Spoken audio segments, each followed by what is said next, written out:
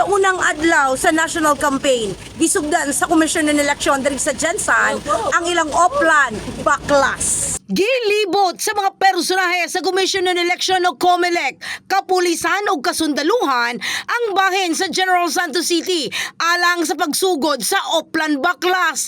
Gipanglangkat sa mga taga-COMELEC ang mga gituohang illegal campaign materials. Gihimo ang lakang dungan sa pagsugod sa campaign period alang sa national position alang sa taliabot nga May 2025 midterm election.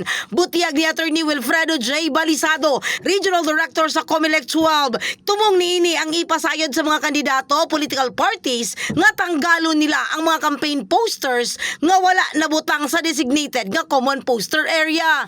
ang proper procedure, etc. para walay violations po. Apan giangko ni Balisado nga dili sila mahimong makatanggal sa campaign materials nga naa sa private properties. Wala pa gitanggal nga campaign materials sa local candidate ang COMELEC tungod wala pa nagsugod ang campaign period. Samtang ikustudiya usa ang mga nakumpiskang illegal campaign materials alang sa posibleng pagpasaka og kasong kriminal batok sa misupak. Kay baluhan nga ilawom sa COMELEC regulation, tanang gibawal nga porma sa election propaganda ang kinahanglang matanggal sa kandidato o party sulod sa 72 hours bago magsugod ang kampanya. In the heart of changing lives. Kini sa Brigada Richel Gubalani.